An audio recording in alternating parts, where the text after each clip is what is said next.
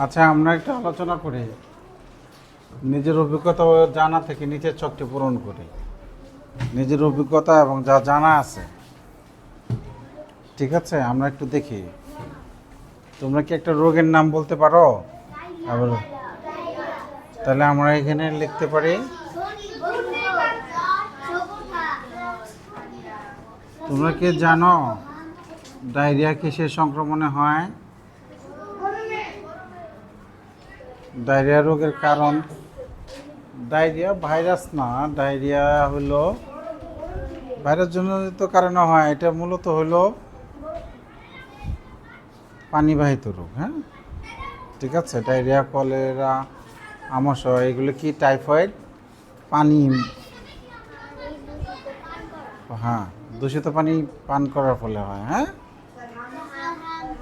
ঠিক আছে। এটাকে আমরা রোগের কারণ বলতে পারি যে পানিবাহিত রোগ। হ্যাঁ, কি বলতে পারি? পানি,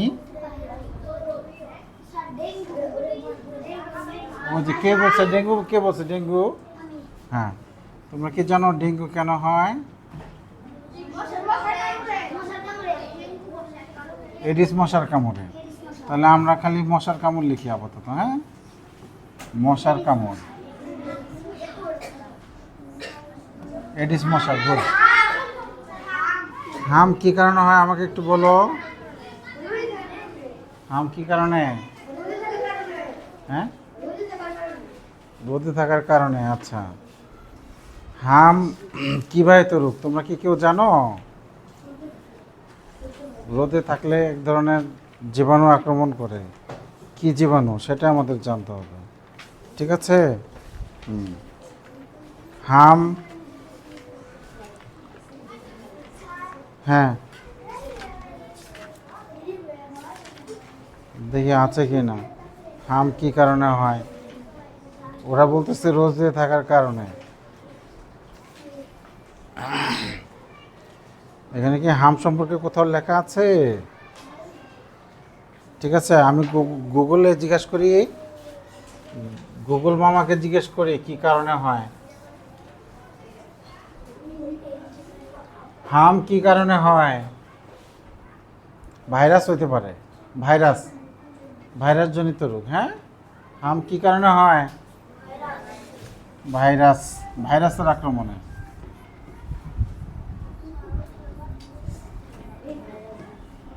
ভাইরাসের আক্রমণ বা ভাইরাস জনিত রোগ। আর একটা বলো, চর্মরোগ কি কারণে হয়? কারণ যেটা জানা আছে ওটাই বলো তাহলে। সর্দি, বায়ু না? আর যে জলাতঙ্ক, ও সুন্দর একটা, এটা এটা জলাতঙ্ক, জলাতঙ্ক, ও একটা জলাতঙ্ক রোগে কেন হয় তোমরা কি জানো? গুড, জলাতঙ্ক। হ্যাঁ, হ্যাঁ, জলাতঙ্ক কি কারণে হয়? কুকুরের কামড়ে, কুকুরের কামড়ে। ঠিক আছে, তোমরা আরও যুক্ত করতে পারবে এরকম। হ্যাঁ, আমি কিভাবে শখটা পূরণ করতে পারলাম জাস্ট নমুনা, নমুনা দেখাইলাম। আর কোনো জিনিস না জানলে গুগল মামা আছে, গুগল মামাকে জিজ্ঞেস করলেই হয়ে যাবে। ডায়রিয়া কি কারণে হয়? ডায়রিয়া মূলত ভাইরাস, যেমন ব্যাকটেরিয়া। ঠিক আছে, এই যে দূষিত পানি, পচা খাবার, অস্বাস্থ্যকর। হ্যাঁ, ঠিক আছে, এটা অনেক কারণেই হয়। ঠিক আছে, ভাইরাস, আর কি বলছে, ব্যাকটেরিয়া, পরজীবী, দূষিত খাবার ও পানি। ঠিক আছে, অনেক কারণ, আমি একটা কারণ লিখছি, পানিবাহিত রোগ। পানির মাধ্যমেও এই রোগটা ছড়ায়, নোংরা পানি।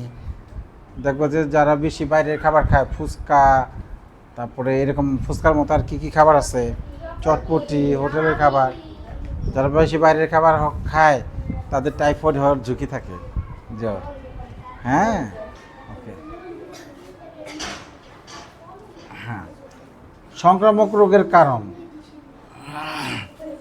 দেখো সংক্রামক রোগ মানে হলো, আমরা একটু জেনে নিই, খুবই গুরুত্বপূর্ণ। এই যে আমরা ইতিমধ্যে জেনেছি সংক্রামক রোগের কারণ হলো বিভিন্ন রোগের জীবাণু। সংক্রামক রোগের কারণ কি? জীবাণু। ঠিক আছে, হ্যাঁ। এখানে অনেক রোগের দেওয়া আছে, আমরা একটু পড়ি। বিভিন্ন কারণে মানুষ রোগাক্রান্ত হতে পারে, আমরা ইতিমধ্যে জেনেছি। সংক্রামক রোগের কারণ হলো বিভিন্ন রোগের জীবাণু। এসব জীবাণু শরীরে প্রবেশ করলে রোগ সৃষ্টি হয়। সুতরাং রোগীর কাছাকাছি থাকলে অথবা জীবাণু দ্বারা দূষিত পানের রোগ হতে পারে। ঠিক আছে, কি কারণে রোগ হতে পারে আসওয়াদ? কি কারণে রোগ হতে পারে? আসওয়াদ বাইরের দিকে তাকিয়ে রয়েছে। যে জীবাণুর আক্রমণে। কিসের আক্রমণে? ওটা তো আটকে রাখা যায়, ওটা তো ওই যে হ্যান্ডেল তো আটকে রাখা যায়। নিয়ম জানো না তাই। জ্বালানার এই যে হ্যান্ডেলে যে বারবার হাতে লাগে, যে গেঁথে রাখা যায়, যে হয়ে গেল।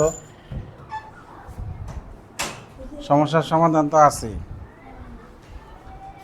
আবার কখনো কখনো জীবাণু বহনকারী পোকামাকড় বা প্রাণীর মাধ্যমে রোগ হতে পারে। অনেক সময় পুষ্টিহীনতার কারণে রোগ প্রতিরোধ ক্ষমতা কমে যায়। পুষ্টিহীনতার কারণে। পুষ্টিহীনতার কারণ জানো তোমরা? পুষ্টিহীনতার কারণ জানো? পুষ্টিহীন কি? শরীরে পুষ্টি নাই, হ্যাঁ, ঠিক আছে, তার রোগ প্রতিরোধ ক্ষমতা কমে যায়।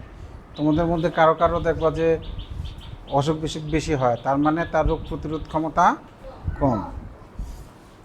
এর ফলে মানুষ রোগে আক্রান্ত হয়। অসংক্রামক রোগের কারণ, এই যেগুলো অসংক্রামক রোগ, যেমন চর্মরোগ,